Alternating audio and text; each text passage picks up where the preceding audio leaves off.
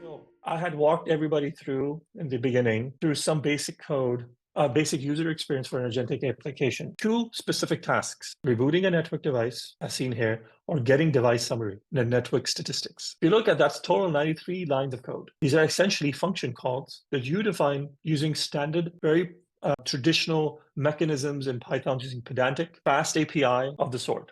And this is, of course, an illustration. It's not actually going looking up stuff in a database, not actually triggering a full device reboot, but essentially what this tries to emulate is how this would work if this was connected to a database or an actual network device. So a reboot network device is a function call, as I mentioned. Getting device summary is a function call. And these types of capabilities now need to be exposed to an agentic experience where the user, in the natural language terms, ask this agentic AI application some questions, and they need to be able to route to these function calls to be able to get precise data or take action, and then return from them and summarize their response for the user. So that's part one. Part one is just looking at some application code. If you're a Python developer, if you are a machine learning developer, this should be fairly straightforward in terms of looking at the code structure. The second piece is this configuration. If you remember, I talked about configuration being separate from application code, because then you can make configuration changes outside of application code and be able to decouple these things to move faster. So this is a YAML file. There's a JSON variant of it as well for Python developers and JavaScript developers. They don't particularly like YAML, as we've learned. But essentially, this YAML configuration file defines a set of LLMs, their access rules, their retry policies, the type of models you want to use, defines a set of system prompts, the goals and the tasks that you would want to complete, and defines essentially as a high-level abstraction on function calling thing called prompt targets, what targets to trigger based on the natural language representation of the user's ask. In this case, device summary is essentially a maps to a device summary API that you've defined here, which takes in a device summary request, and which essentially has a device ID and a time range. And the idea here is capturing all of that in configuration. So you can separate out business logic from your configuration code, be able to now map to the user experience you want to create.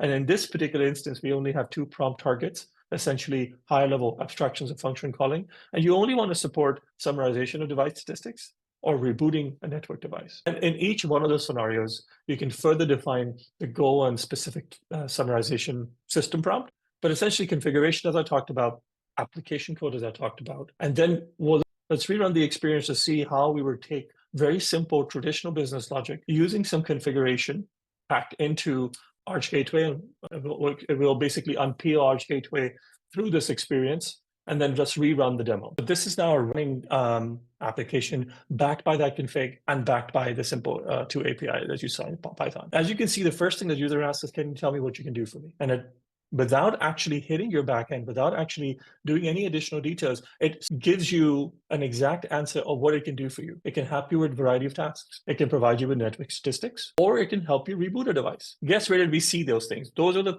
things that we configured as part of the configuration of your application using Arch Gateway to tell it that, hey, you need to be able to keep it to these types of tasks. But that's what you're supporting. You're not supporting someone searching up, shoes and do shoes research between Nike and Reebok. But it said, okay, I can help you with these two scenarios. The next step is, can you get me network statistics? Let's imagine that we ask this question. It says, in order for me to get you statistics, can you please specify the device ID? This is once again a clarifying question. Note in this case, again, you did not have to write this piece of code. Part of that was packed into Arch Gateway. And I'm peeling out some of the functionality here, as it's one of the leading prompt gateways in the market. And then you say, okay, sure, device ID 12335.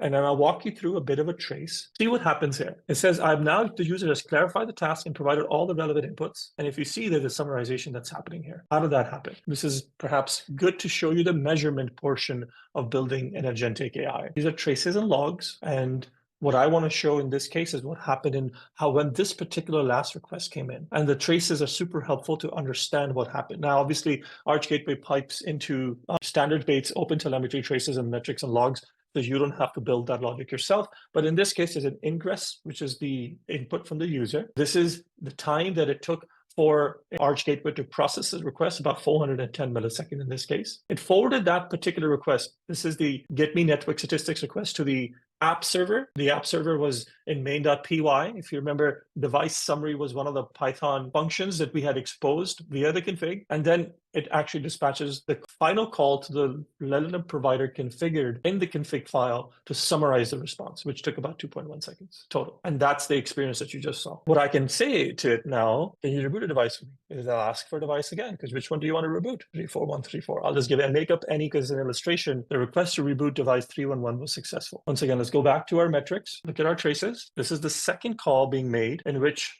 where I clarified the question, device 333134. There was an inbound call to the Arch Gateway, which called the API server in a very specific process, device reboot. It detected that the user wanted to do a device reboot, called the device reboot function, took the response from that function, and then triggered a large language model call for summarization as a convenience feature, which took about 1.52 seconds. So all in all, this entire agentic experience where it has more agency, doesn't have full autonomy, was being able to build in 93 lines of code in one subconfig file.